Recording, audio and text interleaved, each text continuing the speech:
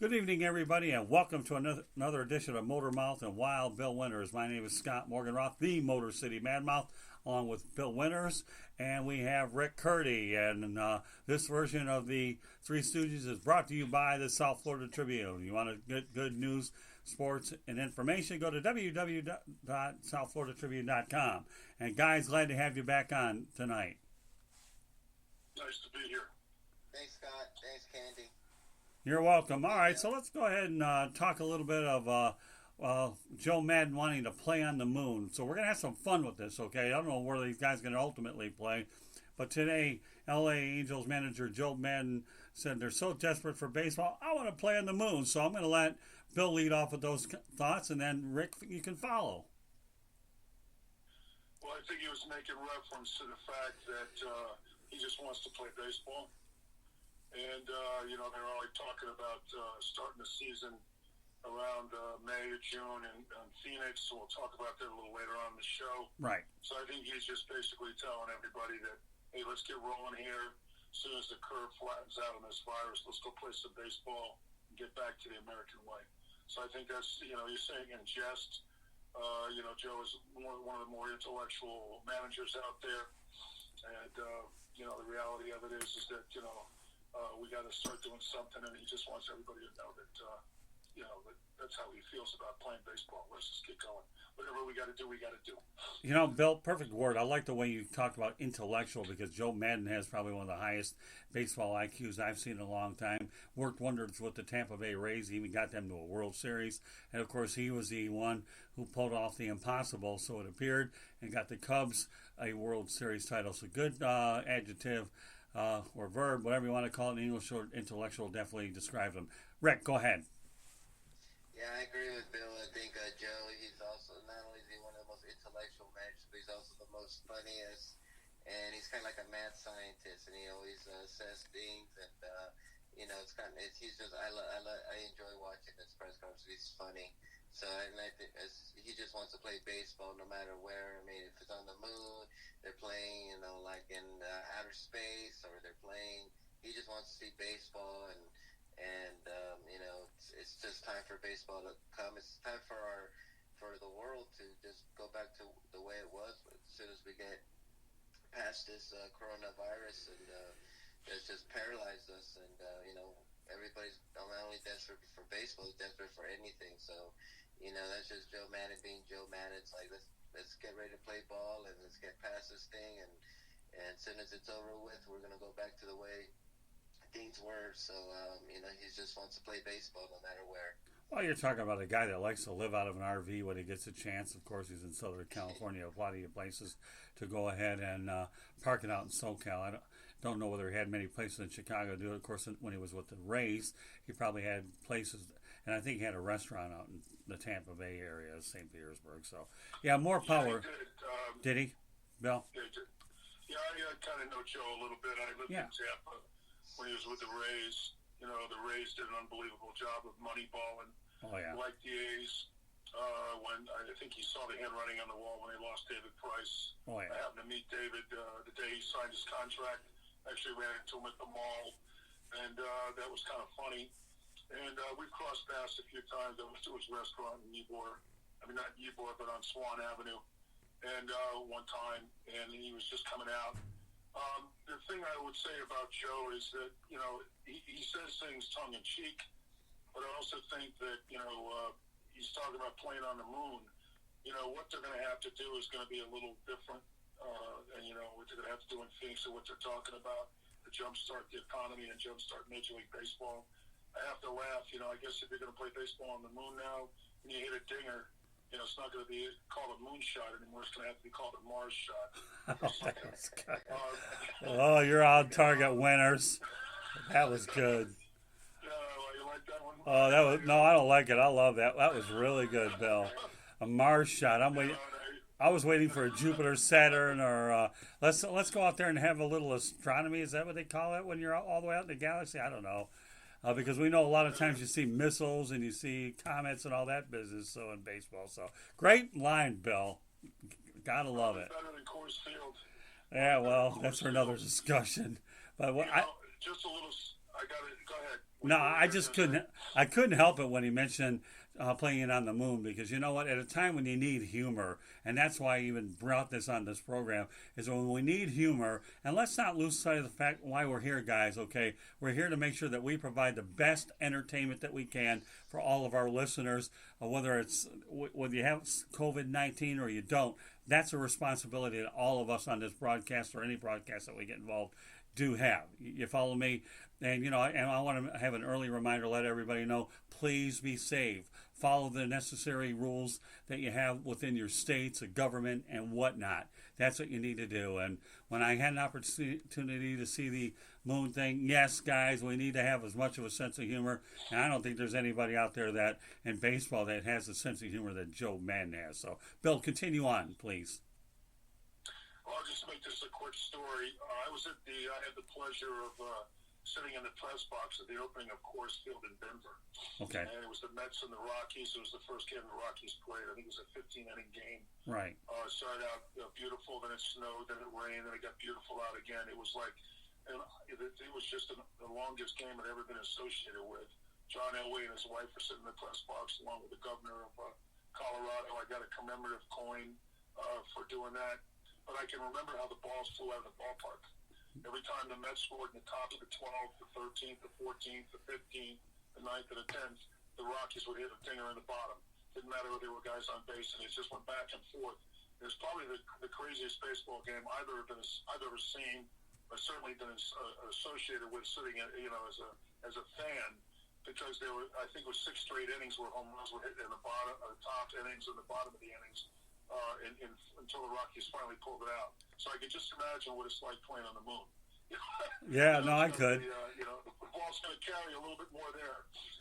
Well, it's funny how you talk about that, Bill, because Mike Hampton, former pitcher, actually went to Coors Field to play for the Rockies, and as much as he was a pretty decent pitcher, he enjoyed hitting, which is old school, and his home run numbers were pretty good up at Coors Field in Denver, and he didn't care what his stupid ERA was. He just wanted to take batting practice in high altitude, and he actually made a decent little offensive career out there. I'm not going to provide you with numbers on Hampton because it doesn't illustrate the point. But I just love Maddon's creativity playing on the moon, and it does. It's so funny to think about the moon when it comes to baseball, but in the true context of what it is. There's no better medication than to have humor, and Joe Maddon definitely provided that. So that's why we're talking about it tonight. As unrealistic as it is, it's realistic in the eyes that you can always let imaginations run amok. Any closing thoughts about this one, guys? Bill, right? You want to say anything? Yeah, anything you want to say, either of you, about it? No, like I said, Joe Maddon just being Joe Maddon, just being his funny self, and if he could play on the moon, he would want to properly play on the moon if we could do that. So, like he just wants to see baseball, and I want to see baseball, and we just have to be patient and see what happens. But it's fun. I'm glad that you see people with sense of humor. During this whole crisis thing, I see just people being funny and being very, very creative and stuff like that. So, and you got to have humor in life when you're going through something that's like this. You have to. Okay, well, we're going to go from the moon to Arizona, as Bill alluded to it before, okay? I'm going to go over everything about the parameters here, and I'll let you guys chime in, okay? MLB's proposed may return is raising too many concerns, questions to all 30 teams. You're going to look at, obviously, empty stadiums, the local hotels, the transporting to and from the stadiums. The electronic strike zone is being talked about because you have the greater distance between the umpire and the catcher. The players and the team personnel will be sitting in stands 6 feet apart, not in the dugout. 7-inning doubleheaders, approximately 162 games, expanding the rosters in the event of positive tests, and of course 0 mound visits between the catcher and the pitching coach. And so really what we're talking about is putting thousands of people at risk. It'll cheapen the product rather than wait until July or August or 2021 when it's inevitable that Arizona could be a hot spot where it could get hit hard. So with all that information I threw at both of you guys, Bill, lead off with this. Is it realistic or not realistic to play the games in Arizona? Oh, it's realistic. That's why Joe Maddon said what he said. I listened to some of the experts talk about it a little bit through my prep for the show.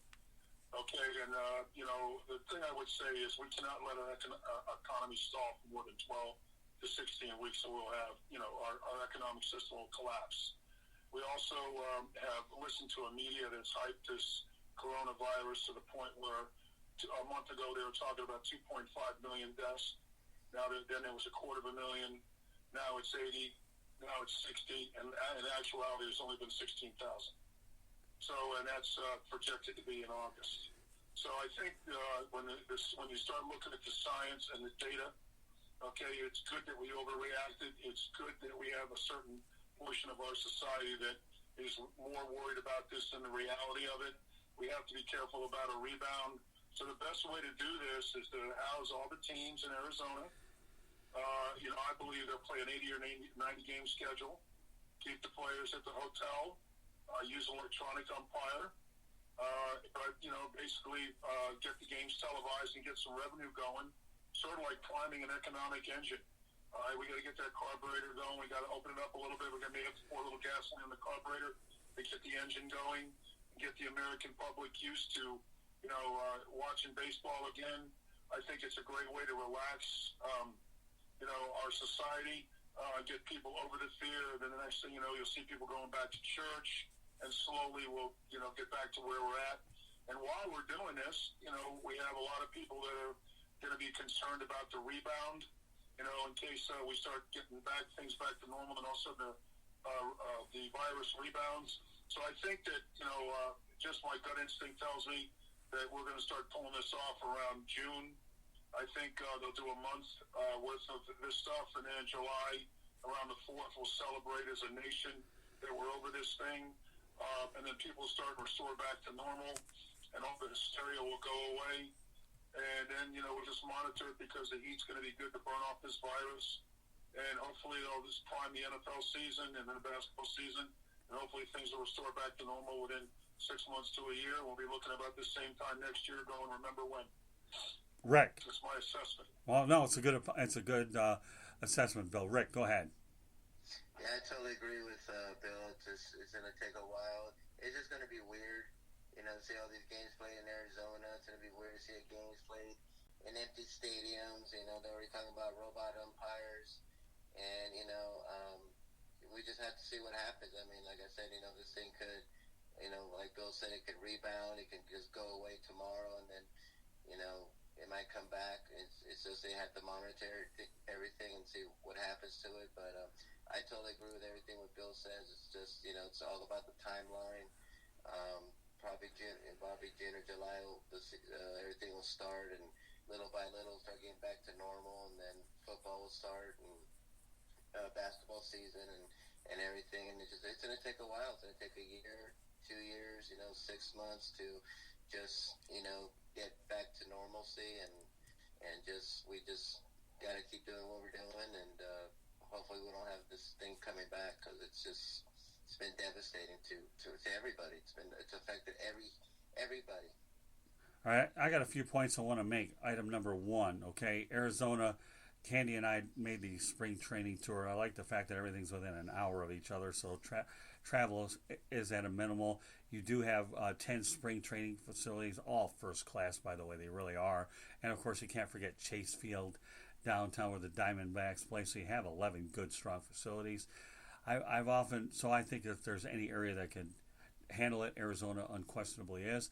Another thing that entered my mind as you guys were talking, and I think I'd read about it before, so I'm going to ask each of you this question. Me personally, I would never have a problem with opening day occurring on July 4th for Independence Day. I think it would be pretty neat. You have the history of July 4th during baseball season, so I'm fine with that. But what do you guys think about opening day on July 4th? I think it's too late. I think what they need to do is get down there and have a season that is going to start in June, maybe May, but probably June is more realistic.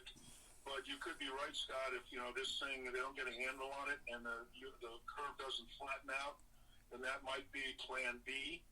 I think plan A is that they realize they got to get some revenue generated. So why not, go ahead and start in June. and then maybe open things up a little bit in July based on the data they're getting on the virus. I just need to embrace the change, and it'd be nice to have a PR job on July 4th starting opening day, and that would be great. But I think they need to quarantine people for the month of May and June while they slowly get the confidence of the United States back to going to open ballparks, going back to church, and doing things that were used to be normal. Excellent points, Bill. And, Rick, before I have you chime in on this, at least the one thing we can feel pretty good about is unlike the devastating 94 strike, which cost us the World Series, baseball won't come back under bad terms. It's just unfortunate, so you don't have to worry about a forgiving fan base. All right, Rick, while that was fresh in my head, what's your take on the July 4th reference? I'd love to see it July 4th. I think that'd be great because, baseball, Americana, have an opening day on July 4th would be terrific, but probably realistically won't happen. I think what's going to happen, even if we're all cleared and let's say some fans can come play or can watch or even players, I think some of them are just going to be like, you know what, I'm still not 100% sure that we're still going to be safe. My thing is there going to be some type of backlash with the players saying, you know what, this thing is still around, I'm not comfortable, I really don't want to go to Arizona, and I'm just going to wait till the next season starts. What do you guys think? I personally wouldn't have a personal opinion. Go ahead. Yeah, I personally wouldn't have a problem if it started in 2021, but if they can get it going sooner, I'm with you, Bill. You're closer to normalcy, but you want to make sure that it's safe for everybody involved, and that's going to actually lead me to a segue in a moment after we conclude this thought. I personally would like to see it in 2021, but I understand the economics involved. So, again, if you can get a season sooner, but you got to do it with at least, like you say, Bill, 100 games. Anything less than that to me would not really be great. And another thing we've talked about is, does a shorter season benefit teams that are not considered contenders? That's another outlaying question I should ask both of you guys. What's the question, Scott? The question is does a shorter season, instead of 162, Bill, say 90 to 100 games, benefit the non-contenders? After all, we all know that baseball is a marathon and not a sprint, but the sprint could benefit some of the teams that are not considered contenders. So that's heck yeah. Yeah, heck right. Yeah. Exactly. You have some teams like the Rockies that always get out to a fast start, and the Dodgers catch them. So they may have a shot at, getting in the playoffs based on the fact that they're playing, half the schedule. I will say this to you. I'm a teacher. Right. And, the thing you have to understand is I always talk about the pendulum model ad nauseum. Right. But on the right, we have American capitalism and free enterprise. Right. But that generates everything that goes to the left side of the pendulum, right, which is social justice and all this, and in this case, right, the virus.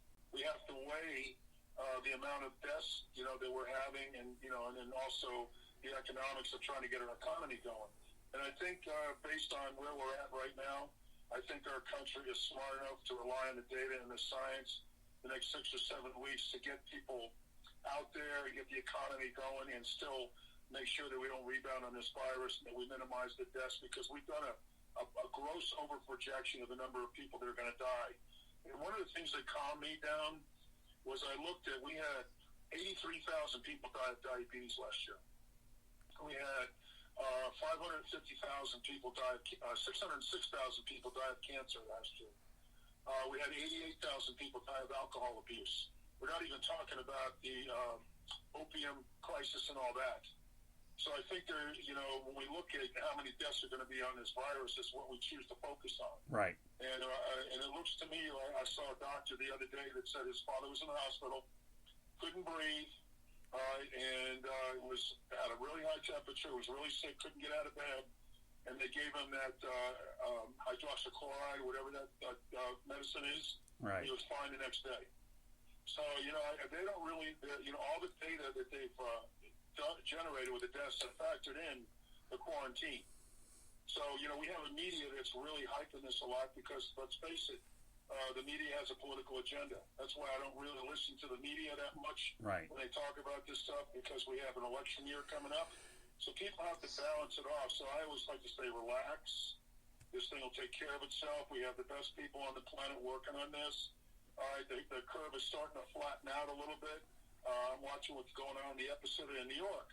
So when you have guys like Joe Madden, who are kind of the leaders, are a little smarter, I got to know him a little bit when he was with Tampa Bay. I think he maxed out Tampa Bay. Then he moved to the Cubs, and he maxed out the Cubs, and the Cubs wanted to make some changes. So now he's going out to the Angels, and he's going to have total control of that franchise and have the kind of team that he wants to build. And, they're also relying on his intellect to try to lead people. All right, and I'll tell you right now, I'm going to double answer this question here. Okay. I don't give a damn what the players think. Okay. As far as I'm concerned, they're a bunch of overpaid babies to begin with. Okay. All right, that's my personal opinion. So what if you have to leave your family for 3 or 4 months? Okay, boo-hoo. You're going to be sitting in a 5-star hotel, taking a bus to darn games, playing on television, and bringing this country back. Trust me when I tell you, when I listened to Rodriguez talk about it, he kind of said this is a work in progress, but I don't think that this is going to be a big sacrifice by the players, and I doubt very few players are going to have the cojones to sit there and go, I'm not going to go play baseball because I'm going to be separated from my family. Okay, and I come from a generation where we didn't get paid. We were grossly underpaid for how good we were. Right. Okay, the really smart players left our wives or our girlfriends home for 6 months because we couldn't afford, to even have our wives or girlfriends with us when we played ball. Right. With a $2 million payroll for the New York Giants. So what I don't want to see is this yield curve go all the way to the left, where the players are calling all the shots. Okay, this is why I said that pendulum was going to move back to the middle, because the players already got a huge concession. They're getting a year of free agency, and they're only going to play. They may not even play, but they've already got that. All right, and that's huge. These guys are grossly overpaid to begin with, but that's okay. It's fair market value. All right, they're expanding the rosters. Okay, they'll have tested these players, all right, to make sure who's got it and who doesn't. Okay, and even if you have it, you may not even have the symptoms. That's what's going on with most of the guys out there. Right. They have the coronavirus, but they're showing no symptoms. They're asymptomatic. Okay? So I think as we start to play this thing out over the next couple of months, people are going to get over the hysteria of what the media is protracting this thing as. Okay? And so I just think that the players are going to sit back and go, this is a sacrifice that I have to make. It's not a real big sacrifice. I can always stream my family, okay, on Skype. I got a telephone that I can call, so it's not like we're putting them on the moon. And I think when Joe Madden said that I'll play on the moon, he's kind of letting the players know, listen, we got to do what we got to do here. Right. We need to drop our nuts a little bit and come together here, because we got to lead this nation. And, baseball persona is, the American way. All right, and, I would really like to see them start doing something to get the economy going, getting people off the couch, just getting people moving around a little bit. Still exercising the social distancing. We don't know if social distancing has anything to do with the virus at all. Right. Yeah, let me... Okay, we're just trying to do everything we can to quarantine. So that's how I feel about it, Scott. Good points. All right, let me point out a couple things. Okay, Bill. Bottom line is to summarize what you said, you're old school, and I respect your opinion big time. I should point out, once upon a time, we had the AIDS virus. There were a lot of people that passed away with that, but they ultimately figured it out. So since we're on the virus thing here, I see COVID-19. It's going to take a little while because it kind of caught us off guard a little bit. But the AIDS virus, and then you had Magic Johnson getting HIV, and then ultimately when you had enough medications, you don't really hear much about the AIDS virus. Okay. But old school, Bill, is how I view what you have to say, and I think I respect everything you said about that. Good point. So, Rick, go ahead. Well, Scott, not to interrupt before Rick gets on there. Sure. Old school, but it's also old school economics. That's fine. Okay, I mean, today these players make a lot of money where they can afford to sacrifice a little bit. Oh, I agree. And they don't want to piss off the American public by acting like a bunch of babies because they want to leave their, they're afraid to leave their family behind. That's a sacrifice they're going to have to make. Right, not that they don't anyways, but they're not going to get any sympathy.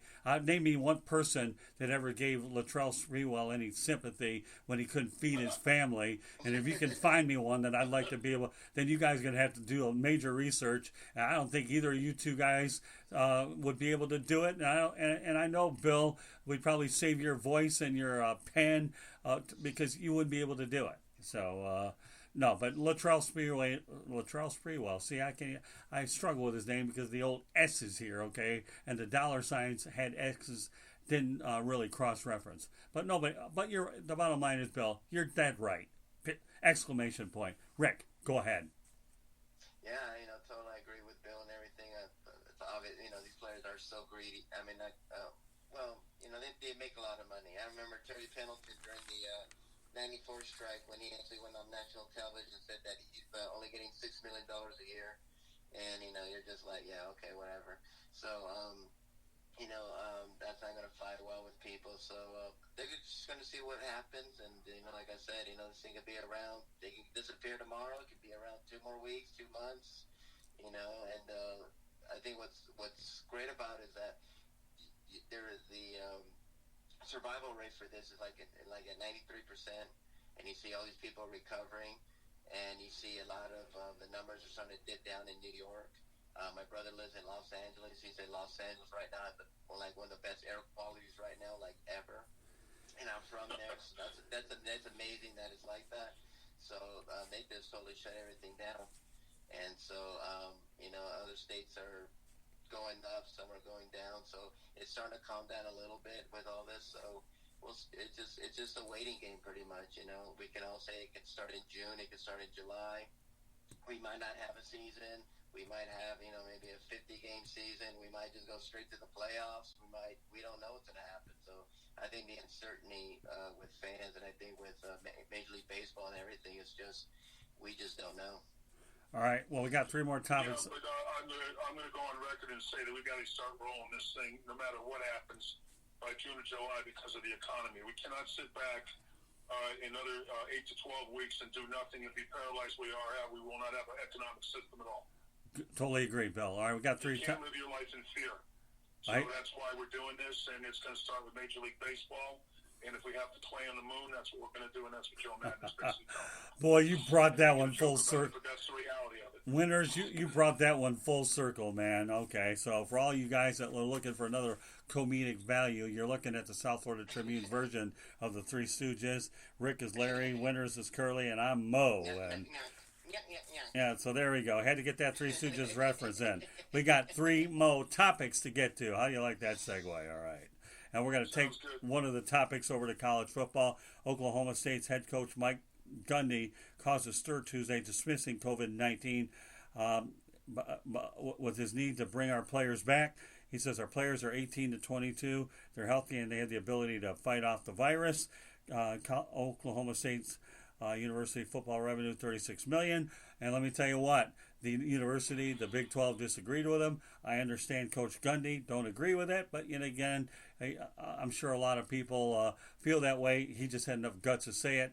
I don't think it's a popular stance, but he said it nonetheless. Bill, lead off, since you're probably more outspoken than anybody outside of myself on a bad day. Go on, Bill. What do you think of Coach Gundy? Gundy's a little bit more outspoken than I am. Oh, I didn't realize there was anybody like that. I agree with what he's saying if I'm a coach. All right, they need spring ball. There's a lot of money generated by this. A guy that was a major benefactor of their program passed away last year. One of the wealthiest men in the United States. There's an economic current. You're gonna see a lot of the small colleges be dramatically affected by this. Right. I think he is being a little bit too liberal with the data. So I'm going to be one step behind him and agree with what he's saying. But not so fast, my friend. We need another couple of weeks, another month and a half to make sure that what he's thinking is actually going on is actually going on. And I think that's how I feel about what Mr. Gundy is saying. Of course, he's going to be a little bit more liberal and come right out and say it. Going to take some criticism for it. But I'm sure that he feels the same way I do, except he's a little bit more aggressive.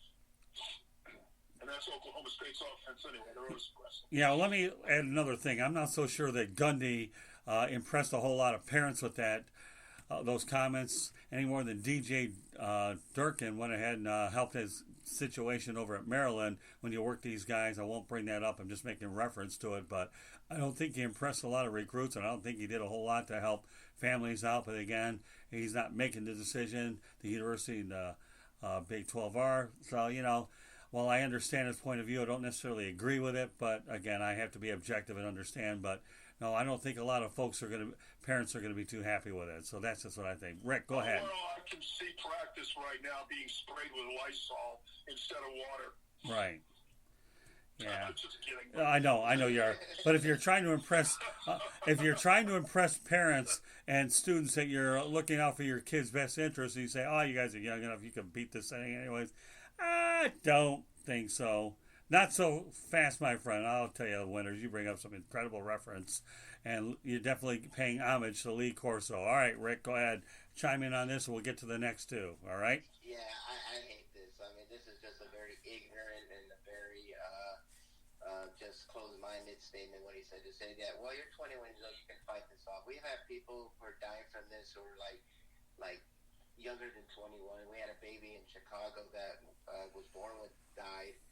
There was a little kid in London who died from it. These young people who are 18 getting it and recovering from this. So what Mike Gundy said, it's just completely just closed-minded and just kind of ignorant on his remark. And I understand, it's money and we have to get everything started right now, but you're putting people's lives at risk, and you can, and a lot of these parents are going to be like, what are you talking about? What are you doing?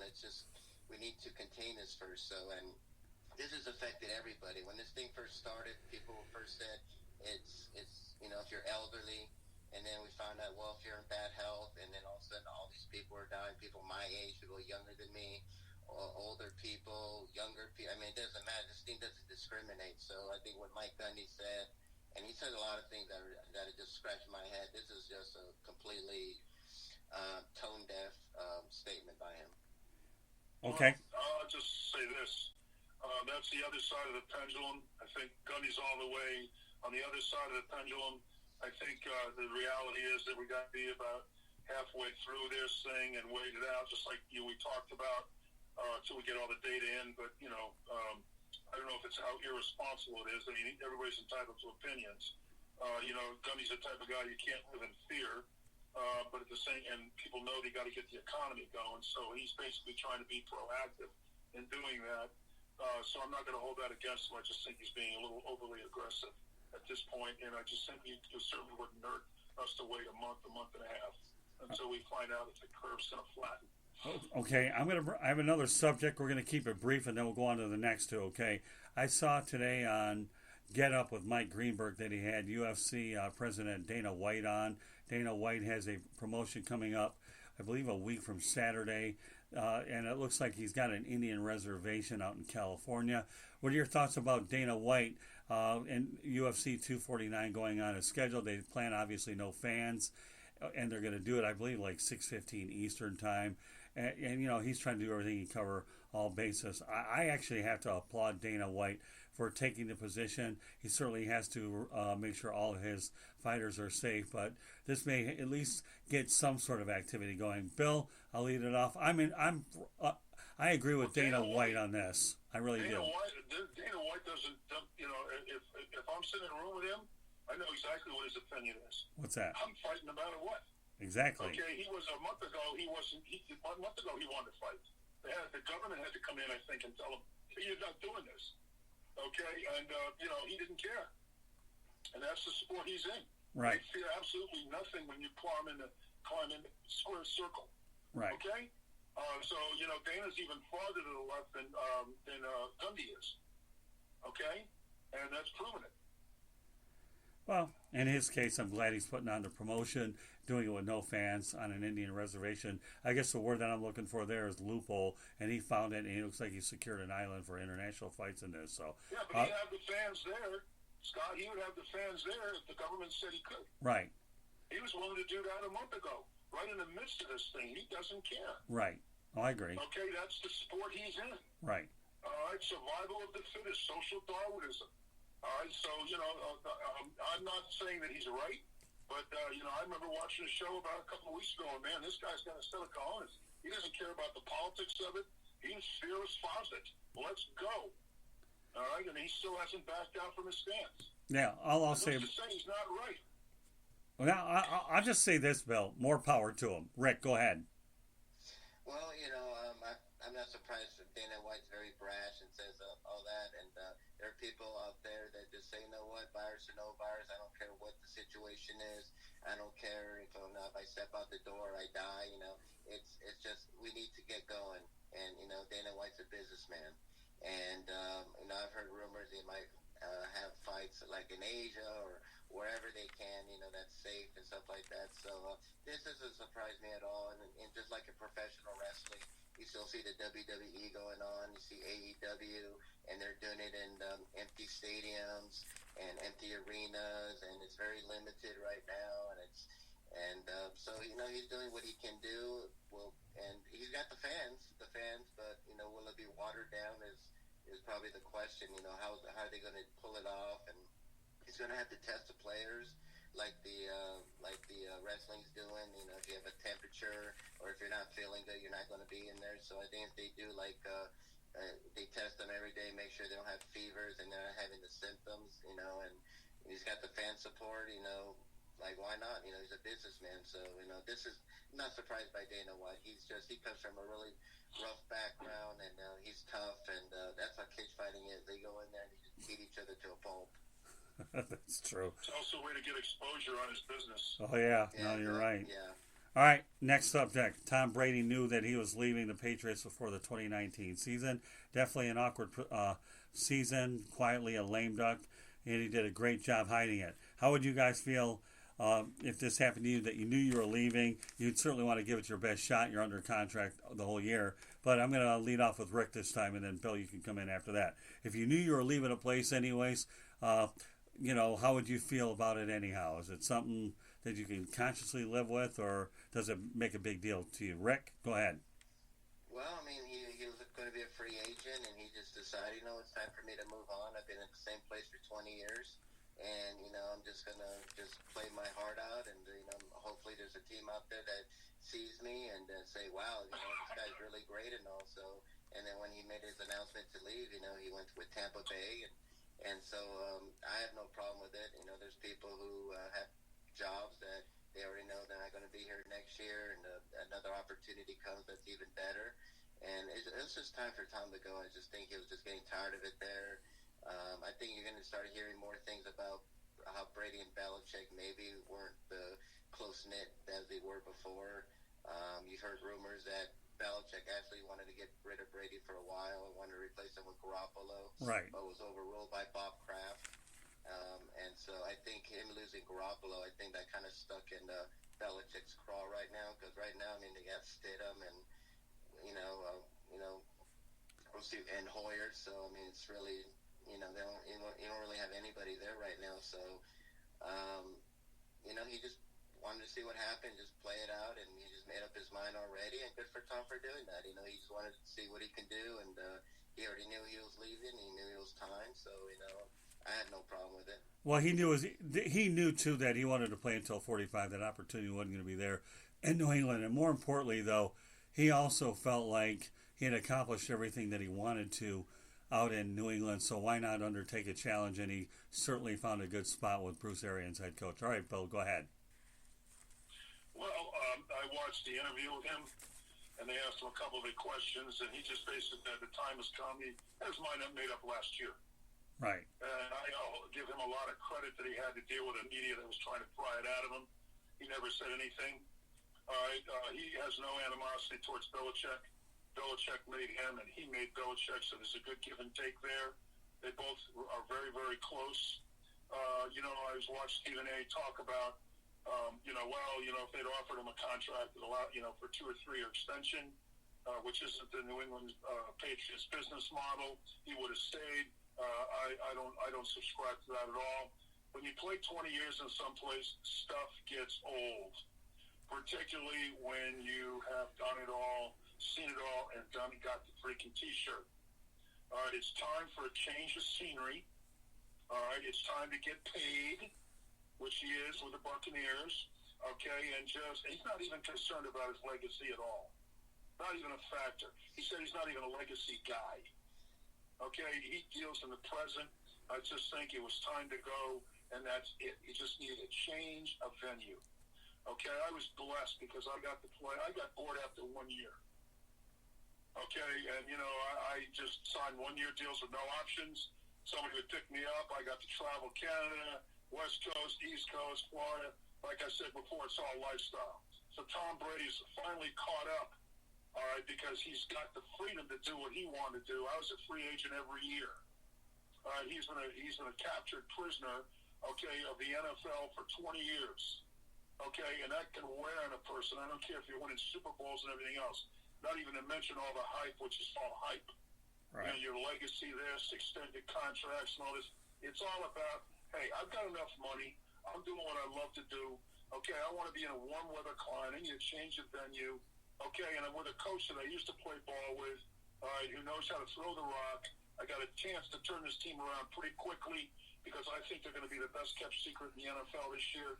All right, we're winning 10 or 11 games. I know the arena. I know what it's like to play down there. It's probably one of the greatest environments you could possibly play in the country.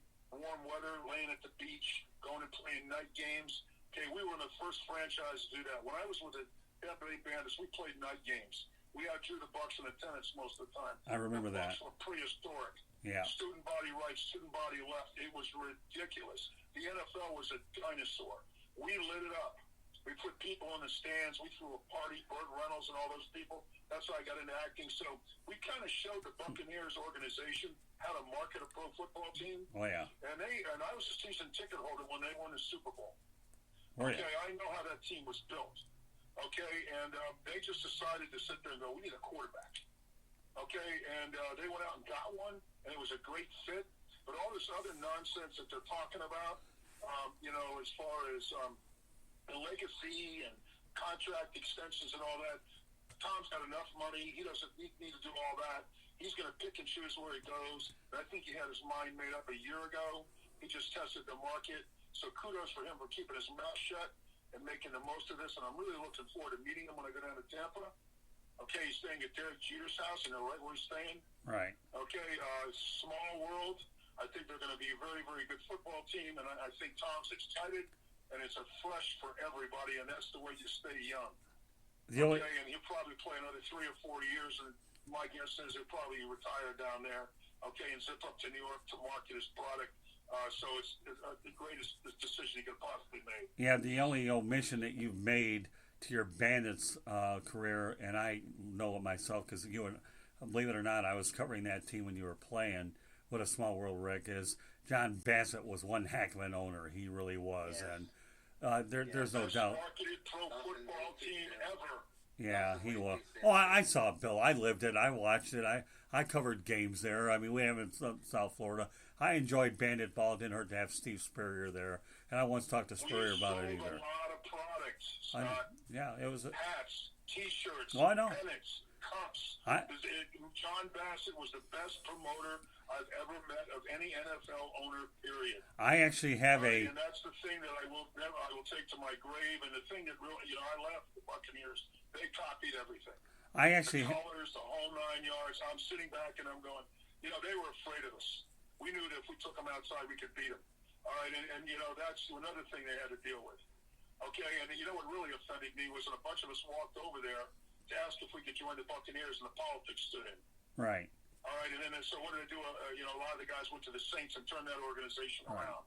So the NFL, you know, I got a little chip on my shoulder because, you know, I don't like training for a year like an Olympic athlete and having politics prevent me from going across the street Right. to go play for a team that I know I could start for and help. Okay, and I had friends on the offensive line, and they knew it, I knew it, and all, you know, this is what I'm talking about. You get politics. Okay, and I just think that the Buccaneers have not been relevant for the last couple of years. Okay, and they took a risk because they brought a coach in for the third time who wants to, you know, make hard decisions. Okay, and it gets into politics. The first thing is that quarterback's got to go.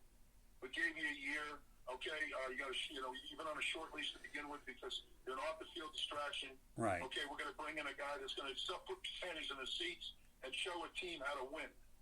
Okay, and that's all they've been doing is network and everything else is called character. Right. Okay, and I hate to say this, but, you know, I call it like it is because I live in Tampa, okay, and I want to see that team win, and I'm happy I got friends on the Bucs, and I remember sitting in the stands when they had one of the best defenses in NFL history. Okay, and politically, they couldn't give Tony Dungy a quarterback. We only won 1 Super Bowl, and we should have won 3. I should. And I just sit back and go, I hope the organization has realized, hey, you know what? This is a great place to play pro football. Okay, and we need to get more athletes like Tom Brady down there to play. because and so hopefully they'll get that thing going and have a real good organization for the next decade.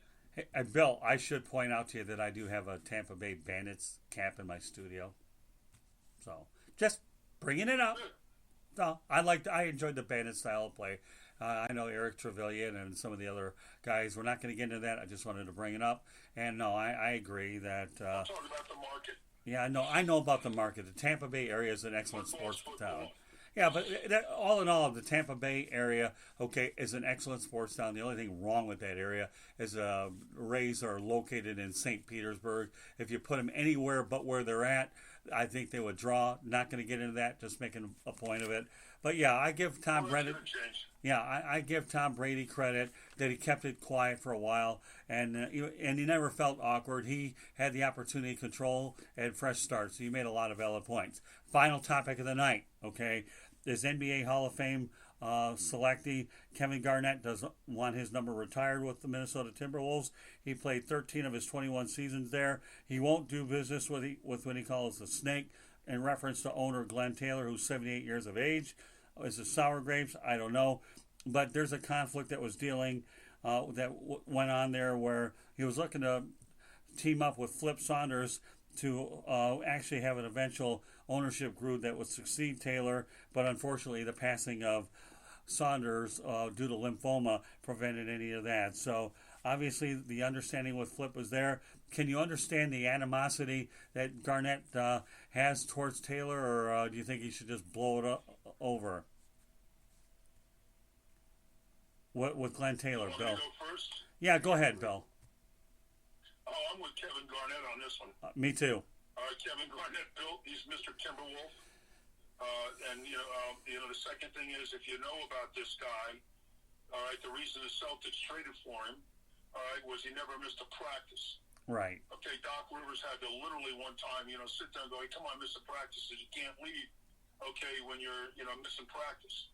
So he's a stone cold killer leader of your franchise. Right. Okay? He goes back to Minnesota, okay, and he has a deal probably verbally with Flip Saunders and the owner. Mm-hmm. Flip dies, and also the owner capitulates. Yep. So I can understand exactly what he's saying. Okay, and that's probably what he means by the word snake. I don't know totally about the situation. When I did my research this morning, it didn't surprise me. I had a friend of mine that played for the Celtics during the strike. Okay, and he knew what kind of guy Kevin Garnett was. Okay, and he shaped up, and he was going to get shipped out. And Kevin Garnett has a short list of players that he likes. And there's been a lot of players that he's had that are household names that he doesn't really hang out with because they missed too many practices. Okay, that's the type of guy this guy was. So he's one of those guys that's all the way to the left. Either all in, okay, or hit the highway. Okay, and, it's a little harsh, but, he probably had a nice relationship with Timberwolves, so I'm going to support him in this, and I think I understand where the man's coming from because of the way he played the game and the way he carried himself in the locker room, when he played and what he tried to do. When he was at Minnesota, he finally left because they never could build a team for him. Then he went over there and proved it to him. Then he came back to the Minnesota Timberwolves and was working really hard in the front office, and they kind of hit him like that, and so I'm with him on this one. Yeah, and go ahead, Rick, and then I'll close out the broadcast with my comments. Go ahead, Rick. Okay, well, yeah, I totally agree. I think this is, it doesn't look good for them. He built that organization. He was the face of that franchise for many, many, many years. And, he did everything he could to get that team going and everything. And for the way they're kind of treating them, it's kind of like, yeah, we don't care anymore. We don't care what Flip said to you. We don't care what you meant to his organization. I'm the owner. This is how it's going to be. And, and so it's just, it's not good. It's not nice. And they should at least have him working in some type of capacity somewhere, doing something, and just get him involved in that because he built that franchise over nothing, before he came there, and we'll see what happens with it, and we'll see. But it just, like I said, it just doesn't look good for the organization. It doesn't look great for the owner as well. And it's kind of like, hey, I'm the owner, and I don't care who you are. I'm going to do what I want to do. And I don't, like I said, he's just like kind of undermining Kevin Garnett and this whole thing. And Kevin Garnett, he don't play around. He's very vocal, very emotional player, and he just says it what's on his mind, and he doesn't care, and he feels like the guy's a snake, and he's entitled to his opinion. But it's sad because he was the face of that franchise for many years. Well, I'll close out the broadcast before we get to everything else. That they weren't relevant before he got there, and they're not relevant when he left. And and I also predict that the Celtics will retire his jersey, and I think because Boston retires everybody anyways, but he definitely will get his jersey retired with the Celtics, and more power to him. I think the thing that I love about him is you'll never find a harder working player than him, and there's a reason why he's a first-year Hall of Famer for that reason. So as far as I'm concerned, I personally, Bill and Rick, don't tolerate working with snakes. And if I don't ever trust anybody, I just outright get rid of them. And that's what Kevin is doing. He's getting rid of the owner. And, again, him and Flip had a wonderful relationship. And you would have thought that the owner could have gone ahead and continued that. But I don't deal with snakes either. So I'm with you guys, okay, that I'm 1,000% on Kevin Garnett's side. And you know what? His legacy is cemented in stone. And more power to Kevin.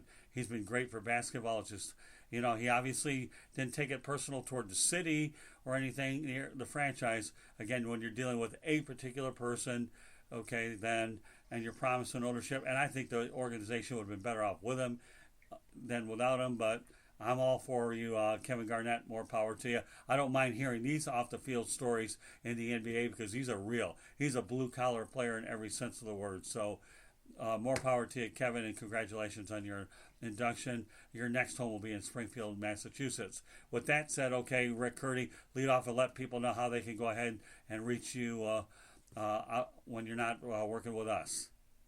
Well, you can reach us on our website at www.charlottebats.com. We're trying to bring Major League Baseball to Charlotte. We have a petition on there. You can also contact me on Facebook. My personal page is Rick Curdy, and we also have a fan page called Charlotte Bats Baseball. We have a group page called Charlotte MLB. We're also on Twitter at Charlotte Bats Baseball. We're also on Instagram at Charlotte Bats, and my personal page at Rick Curdy.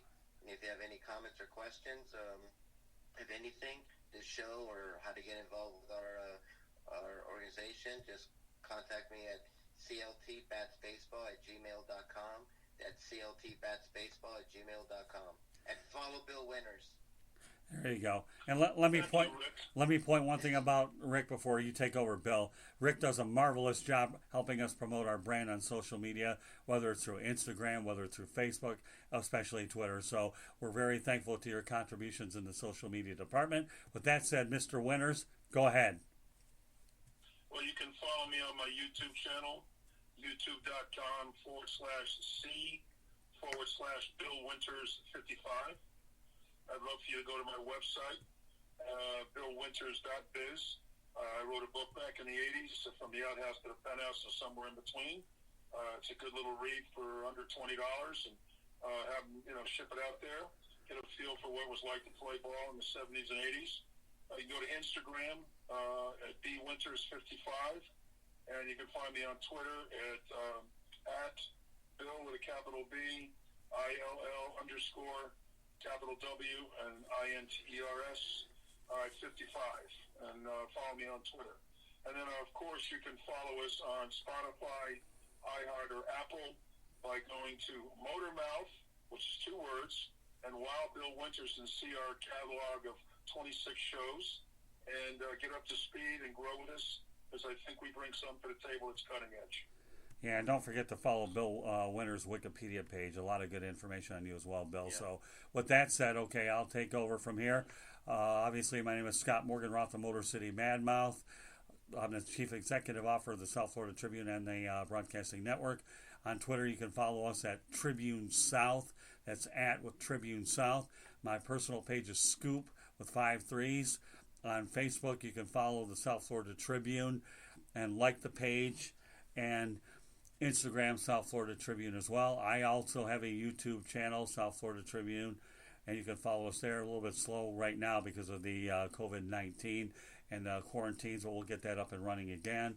I try to work heavily in the South Florida Tribune community, Southern Florida, but I also believe it's important to take all of our broadcasts on a national level, and I'm very happy that we have 7 shows on the network. So, the one thing that we pride ourselves on here is we want to make sure that we provide the best possible entertainment that we can on every broadcast that we put out there, and I'm proud of all the 7 shows that we have. And Bill, Rick, you do a wonderful job. I'm glad you're chameleons, that you move around the network a little bit. You guys do an outstanding job. I see positive things with every show because we all work hard to make sure. The one thing I want to close out by saying, and I'm sure you guys can feel the same way, is, folks, whatever you do, please be safe. Follow the necessary guidelines at your state, the federal government. Stay home, stay out of trouble, and allow us to be your diversion for entertainment, but it's not worth taking any unnecessary risk. We hope that we can go ahead and continue to provide you with the best possible entertainment that we can. We certainly work diligently to make sure that these shows are put together and delivered the way that we possibly can. So God bless everybody. Rick, Bill, you do an outstanding job, and we always look forward to continuing to do better the next time. Any closing thoughts before we go off the air? Bill? Go ahead, Bill. Good night, everybody. Just stay safe. We're blessed. Rick? Like Bill said, stay safe, and it's not worth it. And if they tell you stay home, and just follow and listen. And nobody's bulletproof. Nobody's bulletproof. Just be safe. All right, folks. So once again, I want to thank everybody for listening to this edition of Motormouth and Wild Bill Winters. We look forward to doing this broadcast every week. We talk about sports subjects, non-sports subjects, and anything that we feel is necessary at that particular point.